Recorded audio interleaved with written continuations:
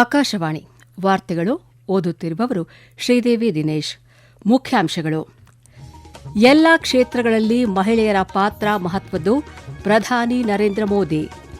ಭಾರತ ಬಾಂಗ್ಲಾದೇಶ ಗಡಿಯಲ್ಲಿ ಬೇಲಿ ಹಾಕುವ ಕೆಲಸ ಆರಂಭ, ಪಶ್ಚಿಮ ಬಂಗಾಳ ಮುಖ್ಯಮಂತ್ರಿ ಸುವೇಂದು ಅಧಿಕಾರಿ. ಒಮನ್ ಕೊಲ್ಲಿ ಪ್ರಕರಣ, ಅಮೆರಿಕದ ರಾಯಭಾರಿಗೆ ಸಮನ್ಸ್ ಜಾರಿ ಮಾಡಿದ ವಿದೇಶಾಂಗ ಸಚಿವಾಲಯ. ಐಸಿಸಿ ಮಹಿಳಾ ಟಿ20 ವಿಶ್ವಕಪ್ ಕ್ರಿಕೆಟ್ ಉದ್ಘಾಟನಾ ಪಂದ್ಯದಲ್ಲಿ ಇಂದು ಇಂಗ್ಲೆಂಡ್ ಶ್ರೀಲಂಕಾ ಮುಖಾಮುಖಿ. ವಾರ್ತೆಗಳ ವಿವರ. ಆರ್ಥಿಕ ಸೇರ್ಪಡೆ ಮತ್ತು ಉದ್ಯಮಶೀಲತೆಯಿಂದ ಹಿಡಿದು ಶಿಕ್ಷಣ, ಆರೋಗ್ಯ ರಕ್ಷಣೆ, ನೈರ್ಮಲ್ಯ, ವಸತಿ, ಕ್ರೀಡೆ, ವಿಜ್ಞಾನ ಮತ್ತು ಆಡಳಿತದವರೆಗೆ ಮಹಿಳೆಯರು ವೈವಿಧ್ಯಮಯ ಕ್ಷೇತ್ರಗಳಲ್ಲಿ ಪ್ರಮುಖ ಪಾತ್ರ ವಹಿಸುತ್ತಿದ್ದಾರೆ ಎಂದು ಪ್ರಧಾನಿ ನರೇಂದ್ರ ಮೋದಿ ಹೇಳಿದ್ದಾರೆ. ಸಾಮಾಜಿಕ ಮಾಧ್ಯಮ ಪೋಸ್ಟ್ನಲ್ಲಿ ಅವರು ಡ್ರೋನ್ ತಂತ್ರಜ್ಞಾನದಂತಹ ಉದಯೋನ್ಮುಖ ಕ್ಷೇತ್ರಗಳಲ್ಲಿ ಮಹಿಳೆಯರು ಹೆಚ್ಚುತ್ತಿರುವ ಭಾಗವಹಿಸುವಿಕೆಯು ಅವಕಾಶದ ಹೊಸ ಮಾರ್ಗಗಳನ್ನು ತೆರೆಯುತ್ತಿವೆ ಎಂದರು. ಕಳೆದ 12 ವರ್ಷಗಳಲ್ಲಿ ಎನ್ಡಿಎ ಸರ್ಕಾರವು ಮಹಿಳಾ ನೇತೃತ್ವದ ಅಭಿವೃದ್ಧಿಯನ್ನು ಮತ್ತಷ್ಟು ಹೆಚ್ಚಿಸಲು ಕೆಲಸ ಮಾಡಿದೆ ಮತ್ತು ಇದು ಎಲ್ಲಾ ಕ್ಷೇತ್ರಗಳಲ್ಲಿ ಗೋಚರಿಸುತ್ತಿದೆ ಎಂದು ಪ್ರಧಾನಿ ನರೇಂದ್ರ ಮೋದಿ ಹೇಳಿದರು. ಫ್ರಾನ್ಸ್ನ ನೀಸ್ನಲ್ಲಿ ಇದೇ ಭಾನುವಾರ ಪ್ರಧಾನಿ ನರೇಂದ್ರ ಮೋದಿ ಮತ್ತು ಫ್ರಾನ್ಸ್ ಅಧ್ಯಕ್ಷ ಇಮ್ಯಾನ್ಯುಯಲ್ ಮ್ಯಾಕ್ರೋನ್ ಭಾರತ್ ಇನ್ನೋವೇಟ್ಸ್ ಕಾರ್ಯಕ್ರಮವನ್ನು ಉದ್ಘಾಟಿಸಲಿದ್ದಾರೆ. ನವದೆಹಲಿಯಲ್ಲಿ ಇಂದು ಸುದ್ದಿಗಾರರೊಂದಿಗೆ ಮಾತನಾಡಿದ ಕೇಂದ್ರ ಶಿಕ್ಷಣ ಸಚಿವ ಧರ್ಮೇಂದ್ರ ಪ್ರಧಾನ್, ಜಾಗತಿಕ ಅಗತ್ಯಗಳನ್ನು ಪೂರೈಸುವ ಭಾರತದ ಮುಂದಿನ ತಲೆಮಾರಿನ ನಾವೀನ್ಯತೆಗಳು, ವ್ಯಾವಹಾರಿಕ ಪ್ರಸ್ತಾವನೆಗಳು ಮತ್ತು ಆವಿಷ್ಕಾರಗಳನ್ನು ಈ ಕಾರ್ಯಕ್ರಮದಲ್ಲಿ ಪ್ರದರ್ಶಿಸಲಾಗುವುದು ಎಂದು ತಿಳಿಸಿದ್ದಾರೆ. ಸಾವಿರಾರು ಪ್ರಸ್ತಾವನೆಗಳ ಪೈಕಿ ಪರಿಶೀಲನೆಯ ನಂತರ ಕೇಂದ್ರ ಶಿಕ್ಷಣ ಇಲಾಖೆಯು 120 ನವೋದ್ಯಮಗಳನ್ನು ಆಯ್ಕೆ ಮಾಡಿದೆ. 13 ಆದ್ಯತಾ ಕ್ಷೇತ್ರಗಳಲ್ಲಿ ಕಾರ್ಯನಿರ್ವಹಿಸುತ್ತಿರುವ ಈ ಸ್ಟಾರ್ಟ್ಅಪ್ಗಳು ಭಾರತದ 20ಕ್ಕೂ ಹೆಚ್ಚು ಪ್ರಮುಖ ಸಂಸ್ಥೆಗಳೊಂದಿಗೆ ಸಹಭಾಗಿತ್ವ ಹೊಂದಿವೆ ಎಂದು ಅವರು ಮಾಹಿತಿ ನೀಡಿದರು. ಭಾರತ ಬಾಂಗ್ಲಾದೇಶ ಗಡಿ ಪ್ರದೇಶಗಳಲ್ಲಿ ಬೇಲಿ ಹಾಕುವ ಕೆಲಸ ಆರಂಭವಾಗಿದೆ. ಕೇಂದ್ರದಲ್ಲಿ ಎನ್ಡಿಎ ಸರ್ಕಾರ 12 ವರ್ಷಗಳನ್ನು ಪೂರೈಸಿದ ಪ್ರಯುಕ್ತ ಕೋಲ್ಕತ್ತಾದಲ್ಲಿ ನಡೆದ ಕಾರ್ಯಕ್ರಮದಲ್ಲಿ ಪಶ್ಚಿಮ ಬಂಗಾಳ ಮುಖ್ಯಮಂತ್ರಿ ಸುವೇಂದು ಅಧಿಕಾರಿ ಈ ಕುರಿತು ಮಾಧ್ಯಮಗಳಿಗೆ ಮಾಹಿತಿ ನೀಡಿದರು. ಭಾರತ ಬಾಂಗ್ಲಾದೇಶ ಗಡಿಯಲ್ಲಿ ಬೇಲಿ ಹಾಕಲು ಜನರು ತಮ್ಮ ಭೂಮಿಯನ್ನು ನೀಡುತ್ತಿದ್ದಾರೆ. ನ್ಯಾಯಯುತ ಬೆಲೆ ನೀಡುವ ಮೂಲಕ ಪಶ್ಚಿಮ ಬಂಗಾಳ ಸರ್ಕಾರವು ಸಾಮಾನ್ಯ ಜನರಿಂದ ಭೂಮಿಯನ್ನು ತೆಗೆದುಕೊಂಡು ಬಿಎಸ್ಎಫ್ಗೆ ಹಸ್ತಾಂತರಿಸುತ್ತಿದೆ ಎಂದು ತಿಳಿಸಿದ ಅವರು, ಒಳ ನುಸುಳುವಿಕೆಯನ್ನು ತಡೆಯಲು ಗಡಿಗಳಲ್ಲಿ ಬೇಲಿ ಹಾಕುವುದು ಒಂದು ಪ್ರಮುಖ ಕೆಲಸ ಎಂದು ಹೇಳಿದರು. ಗಡಿಯಲ್ಲಿ ಶಾಂತಿ, ನೆಮ್ಮದಿ ಮತ್ತು ಸ್ಥಿರತೆಯನ್ನು ಕಾಪಾಡಿಕೊಳ್ಳುವ ಬದ್ಧತೆಯನ್ನು ಭಾರತ ಮತ್ತು ಬಾಂಗ್ಲಾದೇಶ ಪುನರುಚ್ಚರಿಸಿವೆ. ಗಡಿ ಭದ್ರತಾ ಪಡೆ ಮತ್ತು ಬಾಂಗ್ಲಾದೇಶದ ಗಡಿ ಕಾವಲು ಪಡೆಗಳ ನಡುವಿನ 57ನೇ ಮಹಾನಿರ್ದೇಶಕರ ಮಟ್ಟದ ಗಡಿ ಸಮನ್ವಯ ಸಮಾವೇಶ ಜೂನ್ 8ರಿಂದ 11ರವರೆಗೆ ನವದೆಹಲಿಯ ಬಿಎಸ್ಎಫ್ ಪ್ರಧಾನ ಕಚೇರಿಯಲ್ಲಿ ನಡೆಯಿತು. ಹಾಲಿ ಗಡಿ ಪರಿಸ್ಥಿತಿಯನ್ನು ಪರಿಶೀಲಿಸಲು ಹಾಗೂ ಗಡಿ ಭದ್ರತೆ ಮತ್ತು ಗಡಿ ನಿರ್ವಹಣೆಗೆ ಸಂಬಂಧಿಸಿದ ಪರಸ್ಪರ ಕಾಳಜಿಯ ಸಮಸ್ಯೆಗಳನ್ನು ಚರ್ಚಿಸಲು ಸಮಾವೇಶ ಒಂದು ಪ್ರಮುಖ ವೇದಿಕೆಯನ್ನು ಒದಗಿಸಿತು. ಸಂಘಟಿತ ಗಸ್ತನ್ನು ಮತ್ತಷ್ಟು ಬಲಪಡಿಸಲು, ನೈಜ ಸಮಯದ ಮಾಹಿತಿ ಹಂಚಿಕೆಯನ್ನು ಸುಧಾರಿಸಲು ಮತ್ತು ಗಡಿಯಾಚೆಗಿನ ಅಪರಾಧ ಜಾಲಗಳ ವಿರುದ್ಧ ಜಂಟಿ ಪ್ರಯತ್ನಗಳನ್ನು ತೀವ್ರಗೊಳಿಸಲು ಉಭಯ ದೇಶಗಳು ಪರಸ್ಪರ ಒಪ್ಪಿಕೊಂಡವು. ಸಮಾವೇಶದಲ್ಲಿ ಬಿಎಸ್ಎಫ್ ಮಹಾನಿರ್ದೇಶಕ ಪ್ರವೀಣ್ ಕುಮಾರ್ ನೇತೃತ್ವದ ನಿಯೋಗ ಮತ್ತು ಬಾಂಗ್ಲಾದೇಶ ಗಡಿ ಕಾವಲು ಪಡೆಯ ಮಹಾನಿರ್ದೇಶಕ ಮೇಜರ್ ಜನರಲ್ ಮೊಹಮ್ಮದ್ ಅಶ್ರಫುಜ್ಮಾನ್ ಸಿದ್ದಿಕಿ ನೇತೃತ್ವದ ಬಾಂಗ್ಲಾದೇಶ ನಿಯೋಗ ಭಾಗವಹಿಸಿತ್ತು.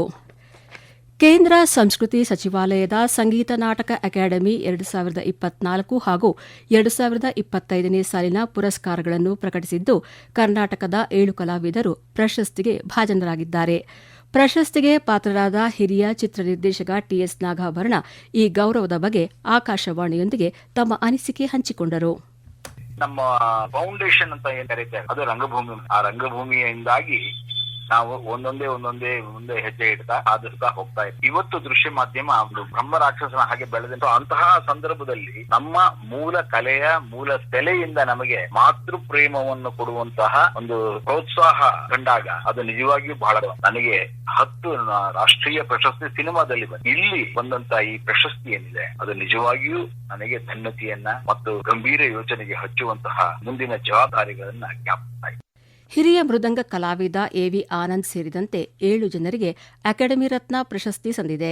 ಖ್ಯಾತ ಯಕ್ಷಗಾನ ಕಲಾವಿದ, ಸಂಘಟಕ, ಗುಣವಂತಿಯ ಶಿವಾನಂದ ಹೆಗಡೆ ಕೆರೆಮನೆ ಹಾಗೂ ಬಿಸಿಲುಕೊಪ್ಪದ ಪ್ರಸಿದ್ಧ ರುದ್ರವೀಣಾ ವಾದಕಿ ವಿದೂಷಿ ಜ್ಯೋತಿ ಹೆಗಡೆ ಪ್ರತಿಷ್ಠಿತ ಕೇಂದ್ರ ಸಂಗೀತ ನಾಟಕ ಅಕಾಡೆಮಿ ಪ್ರಶಸ್ತಿ ಗೌರವಕ್ಕೆ ಪಾತ್ರರಾಗಿರುವುದು ಹೆಮ್ಮೆಯ ಸಂಗತಿಯಾಗಿದೆ ಎಂದು ಉತ್ತರ ಕನ್ನಡ ಸಂಸದ ವಿಶ್ವೇಶ್ವರ ಹೆಗಡೆ ಕಾಗೇರಿ ಶ್ಲಾಘಿಸಿದ್ದಾರೆ. ಈ ವಾರ್ತೆಗಳನ್ನು ಆಕಾಶವಾಣಿಯಿಂದ ಕೇಳುತ್ತಿದ್ದೀರಿ. ನಮ್ಮ ಎಲ್ಲಾ ರಾಷ್ಟ್ರೀಯ ವಾರ್ತೆಗಳು ಹಾಗೂ ಪ್ರದೇಶ ಸಮಾಚಾರ ಈಗ ಆಕಾಶವಾಣಿ ನ್ಯೂಸ್ ಕನ್ನಡ ಯೂಟ್ಯೂಬ್ ಚಾನೆಲ್ನಲ್ಲಿ ಲಭ್ಯ. ನಮ್ಮ ಎಕ್ಸ್ ಖಾತೆ ಮತ್ತು ಇನ್ಸ್ಟಾಗ್ರಾಂ ಖಾತೆ ಆಕಾಶವಾಣಿ ನ್ಯೂಸ್ ಕನ್ನಡ. ಹೆಚ್ಚಿನ ಮಾಹಿತಿಗಾಗಿ ನಮ್ಮ ಫೇಸ್ಬುಕ್ ಖಾತೆ AIR ಕನ್ನಡ ನ್ಯೂಸ್ ಅನುಸರಿಸಿ. ಮಾಹಿತಿಯ ಹೂರಣ ವಾರದ ಕಾರ್ಯಕ್ರಮ ಪ್ರಚಲಿತ ವಿದ್ಯಮಾನ ಪ್ರತಿ ಬುಧವಾರ 9:15ಕ್ಕೆ. ವಿದೇಶಾಂಗ ಸಚಿವಾಲಯ ಇಂದು ಅಮೆರಿಕದ ರಾಯಭಾರಿಯನ್ನ ಕರೆಸಿ ಒಮನ್ ಕೊಲ್ಲಿಯಲ್ಲಿ ಭಾರತೀಯ ನಾವಿಕರು ಇದ್ದ ವಾಣಿಜ್ಯ ಹಡಗುಗಳ ಮೇಲೆ ಅಮೆರಿಕದ ನೌಕಾಪಡೆಗಳು ನಡೆಸುತ್ತಿರುವ ನಿರಂತರ ದಾಳಿಗಳ ಬಗ್ಗೆ ತೀವ್ರ ಪ್ರತಿಭಟನೆ ದಾಖಲಿಸಿದೆ. ದಾಳಿಯಲ್ಲಿ 3 ಭಾರತೀಯ ನಾವಿಕರು ಮೃತಪಟ್ಟಿದ್ದಾರೆ. ನವದೆಹಲಿಯಲ್ಲಿ ಇಂದು ವಿದೇಶಾಂಗ ಸಚಿವಾಲಯದ ಹೆಚ್ಚುವರಿ ಕಾರ್ಯದರ್ಶಿಯು ಅಮೆರಿಕದ ರಾಯಭಾರಿಯನ್ನು ಭೇಟಿ ಮಾಡಿದರು.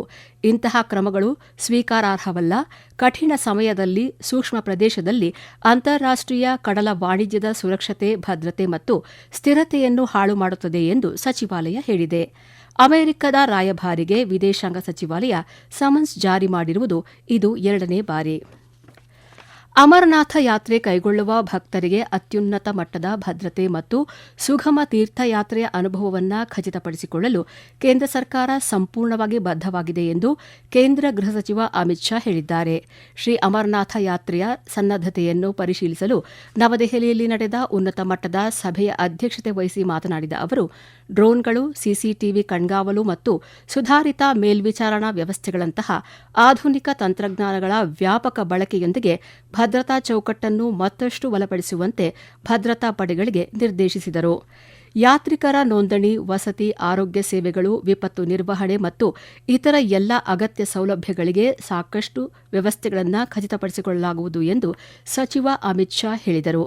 ಸಭೆಯಲ್ಲಿ ಭಾರತೀಯ ಸೇನಾ ಮುಖ್ಯಸ್ಥ ಉಪೇಂದ್ರ ದ್ವಿವೇದಿ, ರಾಷ್ಟ್ರೀಯ ಭದ್ರತಾ ಸಲಹೆಗಾರ ಅಜಿತ್ ದೋವಲ್, ಜಮ್ಮು ಮತ್ತು ಕಾಶ್ಮೀರದ ಲೆಫ್ಟಿನೆಂಟ್ ಗವರ್ನರ್ ಮನೋಜ್ ಸಿನ್ಹಾ ಸೇರಿದಂತೆ ಸಿಆರ್ಪಿಎಫ್, ಬಿಎಸ್ಎಫ್, ಸಿಐಎಸ್ಎಫ್, ಐಟಿಬಿಪಿ ಮತ್ತು ಎಸ್ಎಸ್ಬಿ ಮಹಾನಿರ್ದೇಶಕರು ಭಾಗವಹಿಸಿದ್ದರು.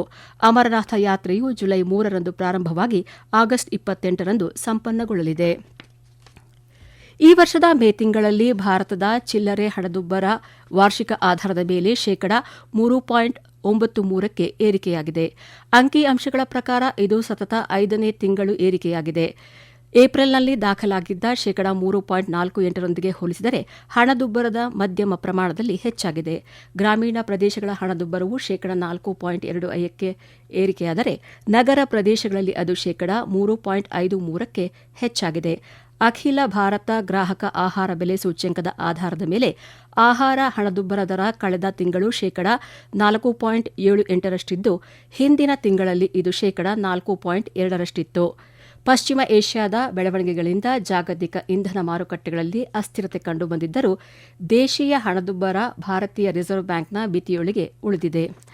ಐಸಿಸಿ ಮಹಿಳಾ ಟಿ20 ಕ್ರಿಕೆಟ್ ವಿಶ್ವಕಪ್ನ 10ನೇ ಆವೃತ್ತಿಯು ಇಂದಿನಿಂದ ಆರಂಭವಾಗಲಿದ್ದು, ಆತಿಥೇಯ ಇಂಗ್ಲೆಂಡ್ ತಂಡ ಬರ್ಮಿಂಗ್ಹ್ಯಾಮ್ನ ಎಡ್ಜ್ಬಾಸ್ಟನ್ ಮೈದಾನದಲ್ಲಿ ನಡೆಯುವ ಉದ್ಘಾಟನಾ ಪಂದ್ಯದಲ್ಲಿ ಶ್ರೀಲಂಕಾವನ್ನು ಎದುರಿಸಲಿದೆ. ಪಂದ್ಯ ಭಾರತೀಯ ಕಾಲಮಾನ ರಾತ್ರಿ 11 ಗಂಟೆಗೆ ಆರಂಭವಾಗಲಿದೆ. ತಿಂಗಳು ಪೂರ್ತಿ ನಡೆಯಲಿರುವ ಈ ಪಂದ್ಯಾವಳಿಯು ಇಂಗ್ಲೆಂಡ್ ಮತ್ತು ವೇಲ್ಸ್ನ ವಿವಿಧ ಕ್ರೀಡಾಂಗಣಗಳಲ್ಲಿ ಆಯೋಜಿಸಲಾಗಿದ್ದ ಫೈನಲ್ ಪಂದ್ಯ ಜುಲೈ 5ರಂದು ಐತಿಹಾಸಿಕ ಲಾರ್ಡ್ಸ್ ಕ್ರಿಕೆಟ್ ಮೈದಾನದಲ್ಲಿ ನಡೆಯಲಿದೆ. ಹರ್ಮನ್ಪ್ರೀತ್ ಕೌರ್ ನೇತೃತ್ವದ ಭಾರತೀಯ ಮಹಿಳಾ ತಂಡ ಭಾನುವಾರ ತನ್ನ ಸಾಂಪ್ರದಾಯಿಕ ಎದುರಾಳಿ ಪಾಕಿಸ್ತಾನದ ವಿರುದ್ಧದ ಪಂದ್ಯದಲ್ಲಿ ತನ್ನ ಅಭಿಯಾನವನ್ನು ಆರಂಭಿಸಲಿದೆ. ಪಂದ್ಯಾವಳಿಯ ಇತಿಹಾಸದಲ್ಲೇ ಮೊದಲ ಬಾರಿಗೆ 12 ತಂಡಗಳು ಸ್ಪರ್ಧಿಸಲಿದ್ದು, 7 ಕ್ರೀಡಾಂಗಣಗಳಲ್ಲಿ ಒಟ್ಟು 33 ಪಂದ್ಯಗಳು ನಡೆಯಲಿವೆ. ಕೊನೆಯಲ್ಲಿ ಮತ್ತೊಮ್ಮೆ ಮುಖ್ಯಾಂಶಗಳು. ಎಲ್ಲಾ ಕ್ಷೇತ್ರಗಳಲ್ಲಿ ಮಹಿಳೆಯರ ಪಾತ್ರ ಮಹತ್ವದ್ದು ಪ್ರಧಾನಿ ನರೇಂದ್ರ ಮೋದಿ. ಭಾರತ ಬಾಂಗ್ಲಾದೇಶ ಗಡಿಯಲ್ಲಿ ಬೇಲಿ ಹಾಕುವ ಕೆಲಸ ಆರಂಭ. ಪಶ್ಚಿಮ ಬಂಗಾಳ ಮುಖ್ಯಮಂತ್ರಿ ಸುವೇಂದು ಅಧಿಕಾರಿ. ಒಮನ್ ಕೊಲ್ಲಿ ಪ್ರಕರಣ ಅಮೆರಿಕದ ರಾಯಭಾರಿಗೆ ಸಮನ್ಸ್ ಜಾರಿ ಮಾಡಿದ ವಿದೇಶಾಂಗ ಸಚಿವಾಲಯ.